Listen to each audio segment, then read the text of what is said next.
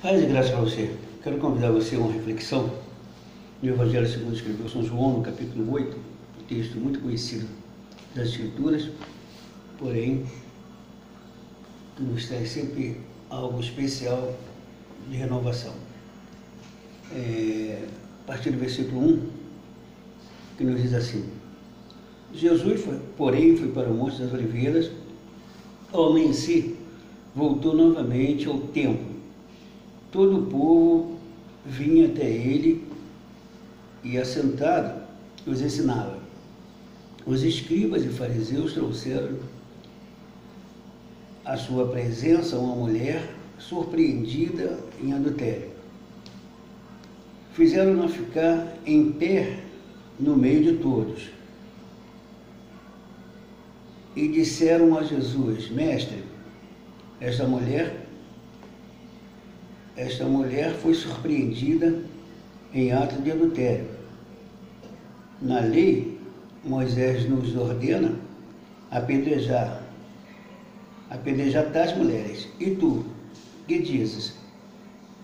Disseram isso para tentá-lo e terem assim motivos para acusar.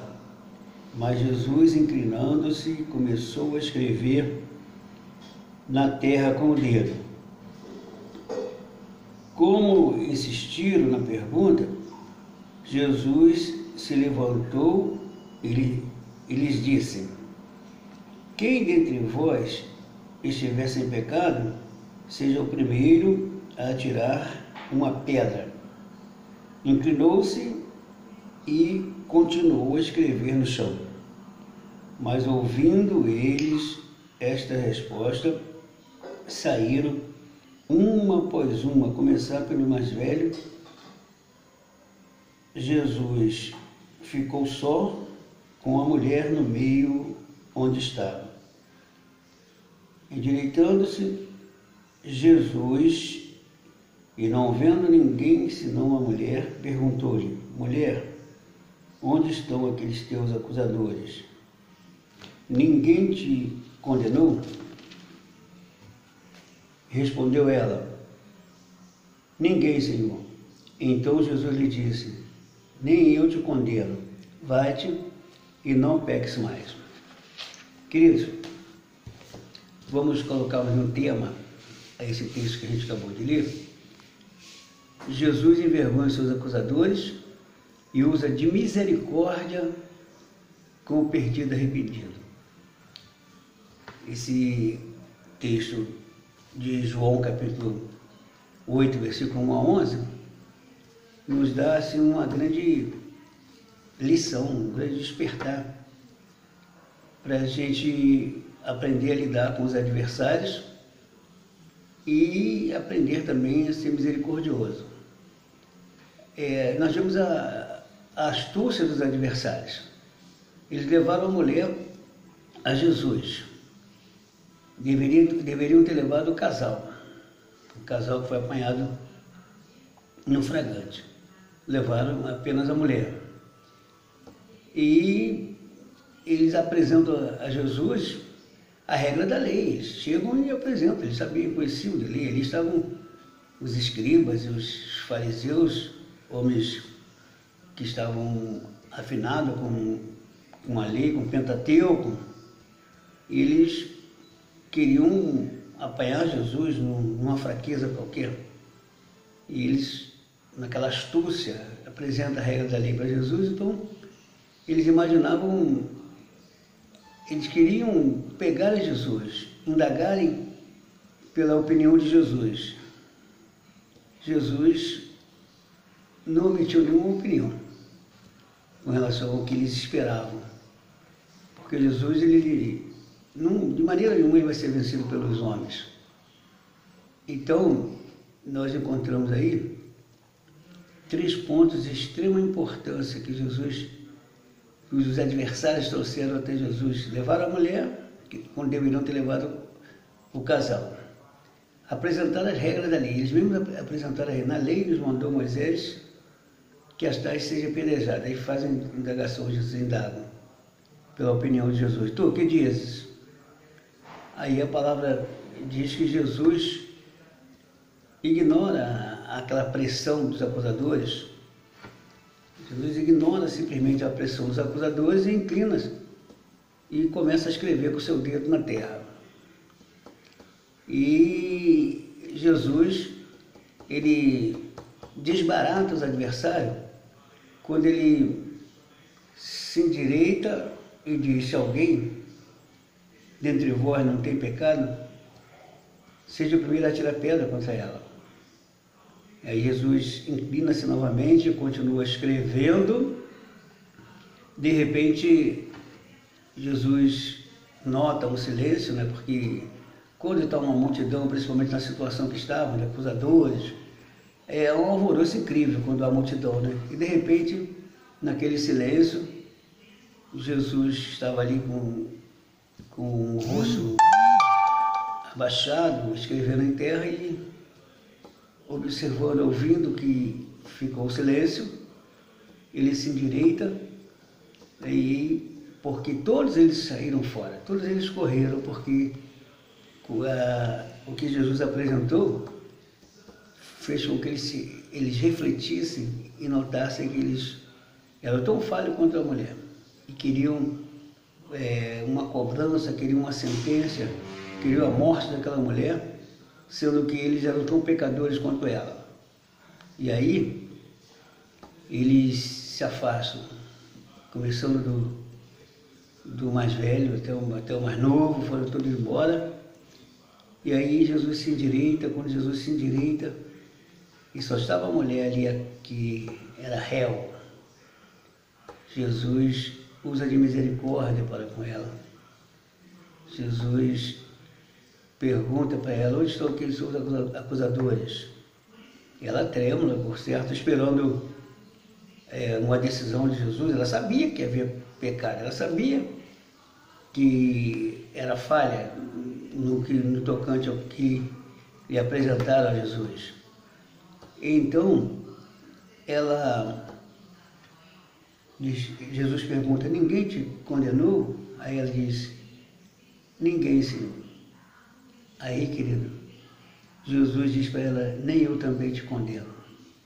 Vá-te e não peques mais. De repente o coração dela deve ter sentido aquele alívio, aquele peso, aquele fardo do pecado foi arrancado de cima dela e ela recebeu o perdão dos seus pecados.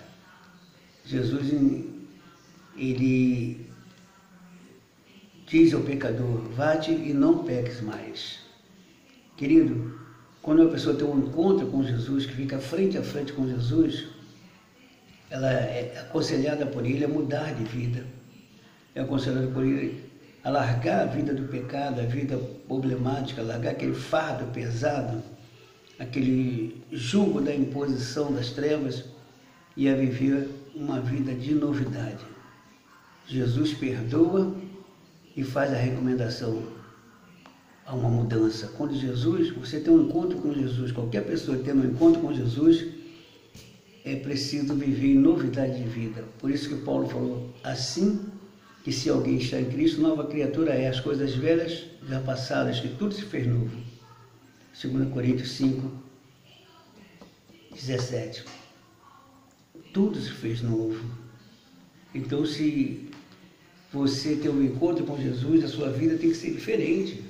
Você não pode andar mais desesperado, andar mais atribulado, perturbado, principalmente nos momentos de desabores, nos momentos de fraqueza. Nós estamos vivendo os dias que os crentes estão sendo passados na peneira, nessa quarentena aí, nesses problemas aí que tem surgido no mundo inteiro e atingido aqui o nosso Brasil. A gente precisa de estar descansando no Senhor, deleitando-nos no Senhor, tendo plena confiança de que Ele está conosco, que Ele é o nosso provedor, Ele é o nosso socorro bem presente na angústia. E nós encontramos textos bíblicos falando sobre esse acontecimento da quarentena, de estar guardado em casa. E então, querido, ficar em casa não quer dizer estar fora de Deus. Ficar em casa não quer dizer estar desligada da igreja. Você é igreja. Nós somos igrejas. Igreja é a pessoa que foi arrancada do saco do lodo da mansão do pecado. Nós não vamos poder ir ao templo para nos congregarmos, mas podemos congregarmos em casa. A igreja ficou um pouco menor, né? Como são os integrantes da família. No meu caso aqui, está só eu e minha esposa. A filha está pertinho aqui, mas só eu e minha esposa. À noite nós estamos aqui, só nós dois, mas podemos cultuar, podemos orarmos juntos, podemos cantar, podemos refletirmos na palavra. É o que eu te aconselho a fazer. Te aconselho a fazer. Agora, se você tem murmurado, se queixado da situação, perdido a esperança, ou se atribulado com as coisas que você pode estar pensando que virão a acontecer, peça perdão ao Senhor. Ele quer mudar a sua história, Ele quer te dar graça, te dar convicção de que Ele está contigo e que no momento certo as coisas vão se ajustar. Ele é um Deus extremamente poderoso que pode chamar à existência o que não existe, mas Ele reduz a nada aquilo que impede a ação do poder dEle. Essa situação do Brasil vai passar. Deus balançou a figueira para ver os frutos podres caírem, porque Ele está querendo que haja um avivamento da igreja. A igreja precisa se avivar. Deus está buscando um avivamento. Deus não quer simplesmente um ajuntamento de pessoas, Ele quer frutos bons. Então, tenhamos o cuidado, nos preparemos, como Jesus usou de misericórdia com aquela mulher que havia pecado, mas, no entanto, os que levaram a mulher até Jesus, eles estavam não simplesmente querendo mostrar uma espiritualidade, mas eles queriam cobrar de Jesus uma posição, procurar pegar Jesus numa falha qualquer, colocando Jesus no estribo. Se Jesus disser solta a mulher, ele diz, você está contra a lei de Moisés. E se Jesus manda matar a mulher, ele diz, como pode pregar o amor e liberar a morte de alguém? Então a situação era de estrito, mas Jesus fez diferença. Se alguém dentre vós está sem pecado, seja o primeiro a tirar pedra contra ela. Então, irmão, tenhamos o cuidado quando a gente faz aquele julgamento precipitado, principalmente na nossa ira, alguém que nos causou um prejuízo, um dano. Às vezes a gente nem fala, mas a gente se alegra quando vê o fracasso daquela pessoa, a gente se gloria. Irmãos, não façamos isso. Peçamos a Deus que tenha misericórdia daquele que falhou, daquele que cometeu o pecado, para que só Deus é quem vai cuidar dele. Só Deus é quem vai fazer o juízo perfeito e dar recompensa a cada um, segundo a vontade dele, porque ele pode usar de misericórdia. A bem da verdade é que todo pecado tem uma recompensa. Por isso que o apóstolo Paulo diz em Gálatas capítulo 6, versículo 7, não erreis, Deus não se deixa escarnecer, porque tudo que o homem semear, isso também se fará. E ele diz que o que semeia na carne, da carne se fará a corrupção, mas os que semeiam no Espírito, do Espírito se fará a vida eterna. Então, vamos semearmos no Espírito. Deus nos deu a boa semente, a palavra, com convicção. Vamos semearmos o que é bom. Não nos cansemos de fazer o bem, e para que no tempo certo receberemos recompensa. Então, que o Espírito Santo possa falar aos nossos corações, que possamos aprendermos com Jesus a usar de misericórdia para com o perdido, porque nós precisamos também da graça de Deus, precisamos da misericórdia do Senhor.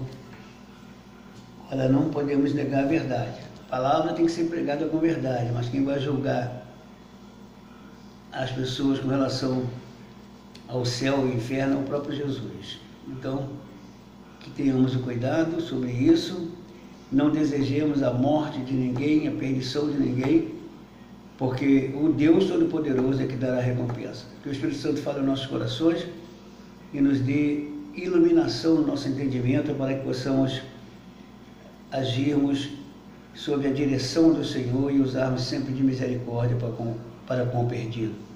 E enchamos o nosso depósito do que é bom, para que daqui um pouco, quando for liberado, a gente ir para a rua para pregar a palavra, a gente está cheio daquilo que vai impactar a vida e vai levar pessoas ao temor e ao tremor. Então aproveite esse período aí de quarentena, ore, leia a palavra, adore a Deus, cante louvores ao Senhor. Cante louvores ao Senhor, porque isso agrada ao Senhor. Que Deus nos abençoe e coloque em nossos corações o desejo da misericórdia, porque Deus quer misericórdia e não sacrifício. Então, usemos de misericórdia e o Espírito de Deus vai iluminar o nosso entendimento para que verdadeiramente possamos agradarmos ao Senhor. Receba essa palavra no seu coração e ânimo nessa quarentena, nessa luta que o Brasil está passando, esse problema que o Brasil está passando. A vitória virá para o povo de Deus, a vitória do povo de Deus. Não tenhamos os louvores simplesmente como uma animação, mas os louvores são realidade para a nossa vida e vamos confiar na palavra que garante a vitória para aquele que crê. Deus nos abençoe e nos dê graça no nome glorioso de Jesus. Eterno Deus, eu oro para que a pessoa que assistiu esse vídeo possa ser abençoada de uma maneira gloriosa e que possa ter força e alegria no coração. Se alguma pessoa não crente que assistiu, se vai assistir esse vídeo, que ela possa sentir o impacto do teu poder e o desejo de um encontro contigo, como teve essa mulher pecadora que estava atribulada, perturbada, mas que recebeu o perdão dos seus pecados e recebeu uma recomendação para não pecar mais. Que assim aconteça com os ouvintes da tua palavra, aqueles que ainda não tiveram um encontro com o Senhor, mas que cada crente possa estar firme, Pai, no propósito de representar o teu nome e usar de misericórdia. Abençoa a todos, no glorioso e santo nome de Jesus. Amém.